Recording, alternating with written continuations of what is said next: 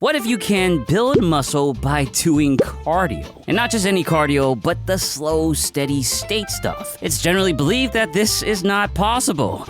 Until now. And it's all thanks to these things. But let's dig a bit deeper into the science and see if this is truly something worth trying. Now, it'll be cool to see the greatest marathon runners of all time also be the greatest bodybuilders of all time. But the fact is, steady-state cardio just isn't the best exercise for building muscle. So then, what's this whole bands around our limbs all about? Well, it's for a training strategy known as blood flow restriction. If you've never heard of BFR, don't worry, that just means you're normal. If you have, then you probably Googled how to build muscle a bit more than most. And yes, it is just as it sounds. The goal is to restrict blood flow to our active muscles during exercise. Now, this might seem counterintuitive, but the mechanisms behind it are pretty interesting. We won't go too deep into all of it today, but basically, it's about creating a more stressful muscle environment. Less blood in means less oxygen in, less blood out means less metabolites out, which causes muscle swelling. The muscle also fatigues faster, so all your muscle fibers activate at a much faster rate. In a way, it's almost like we're tricking the body into thinking we're more physically stressed than we actually are. Kind of like when I'm eating kale. Well, technically, these conditions do put the muscles in greater stress. But the greater stress comes with greater physiological responses, which then come with greater muscle and strength,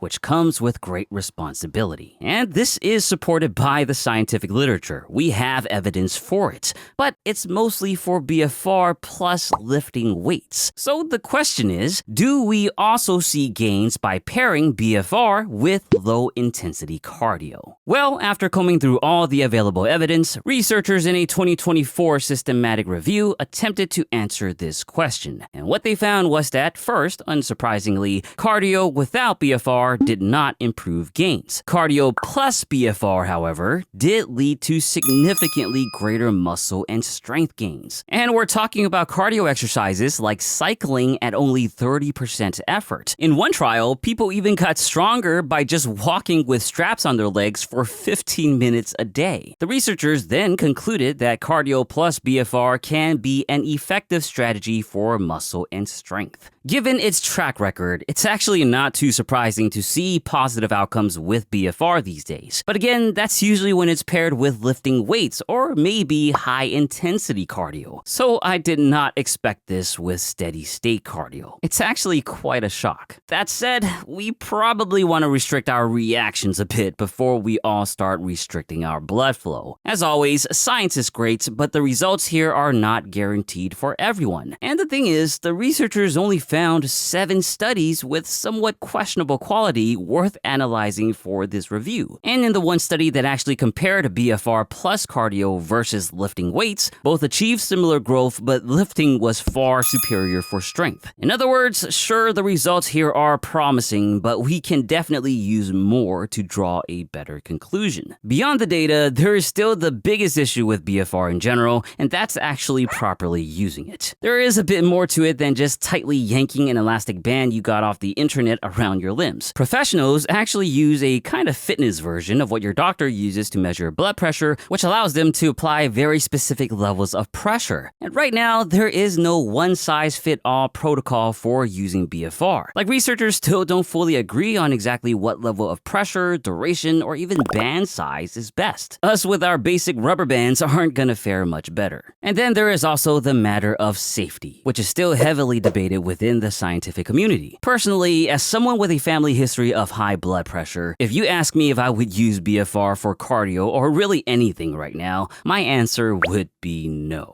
Sure, the benefits look great, and there's even evidence of it improving blood flow overall. Call me overly protective, but I'm cool with waiting until the dust settles a bit more before I literally mess with my blood flow. And although I do recommend you do the same, the choice is ultimately yours. If you are using it right now, then please let me know how it's going for you in the comments. Maybe one day I'll strap up my bis and quads right beside you.